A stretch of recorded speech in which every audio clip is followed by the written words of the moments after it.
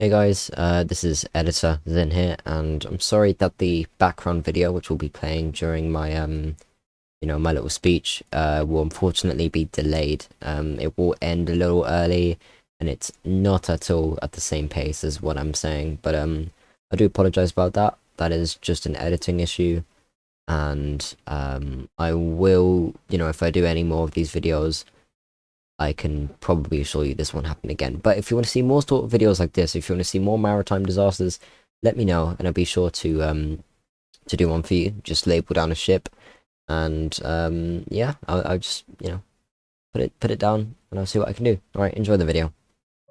Hello, and welcome back to another video. My name is Zin. Today we'll be doing something different. This is the sinking of the MS Estonia. Consumed by the never-forgiving, ruthless, and bitterly cold Baltic Sea, the MS Estonia is one of many victims that fell prey to the bitter waters of the Baltic. On the 28th of September 1994, horror engulfed the vessel when within an hour over 15,598 tons and 852 lives would be lost beneath the waves of the Baltic Sea. There has been subsequent theories into the cause of the disaster, stemming from a shocking new discovery of a hole in the ship's starboard side of its hull. The voyage was going normally, with sea conditions along the Estonian coast being moderate, before becoming more rough when the ship left the sheltered waters. The ship had a slight starboard list, because of a combination of athwartships, weight disposition, cargo disposition, and wind pressure on the port side. During the voyage, the wind velocity increased, with visibility being generally over 10 nautical miles. At midnight, there was also a significant wave height of 3 to 4 meters, and the rolling and pitching of the vessel increased gradually. At around 0:25 hours, MS Estonia's speed was about 14 knots, and the vessel faced the seas on her port bow. Because of increasing rolling, the fin stabilizers were extended. During his scheduled round on the car deck, the seaman of the watch heard shortly a metallic bang from the bow area as the ship hit a heavy wave.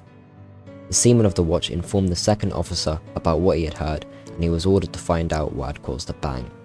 The seaman did so by waiting at the ramp, listening, and checking the indicator ramps for the visor and ramp locking devices. He reported that everything seemed to be normal. However, further observations of unusual noise were made by many passengers and some crew members who were off duty in their cabins. When the seaman of the watch returned from his round, he called up the master and entered the bridge, which was just behind him. Shortly after, he was sent down to the car deck to figure out the cause of the sounds reported by telephone to the bridge. He did not, however, manage to reach the car deck. At about 01:15 hours, the visor separated from the bow and tilted over the stern. The ramp was pulled fully open, allowing large amounts of water to enter the car deck very quickly. The ship took on a heavy starboard list. It was turned to port and slowed down. Immediately, passengers started to rush up their staircases, but many were trapped in their cabins and had no chance of getting out in time.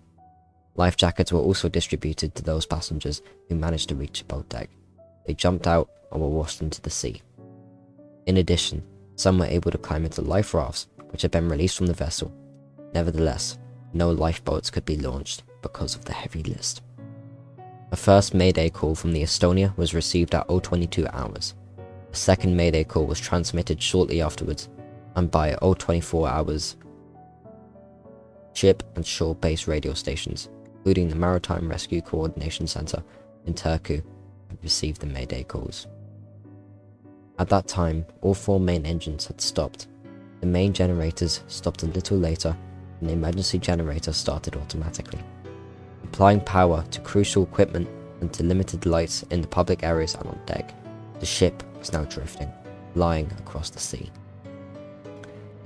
And finally, the list to starboard then increased, and the water had started to enter the accommodation decks. Flooding of the accommodation continued with considerable speed, and the starboard side of the ship was submerged. During the final stage of the flooding, the list was over 90 degrees. The ship sank fast, stern first, and disappeared from the radar screens of ships in that area. That was the sinking of the MS Estonia. That was a heartbreaking sinking, which happened well before I was born. However, even today, a lot of people talk about it, especially maritime YouTubers. So I do suggest you study that.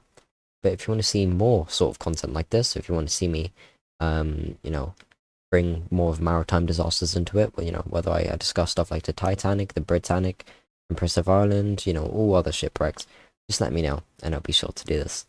Speak to you guys later. Enjoy yourselves. Thank you for enjoying, and goodbye.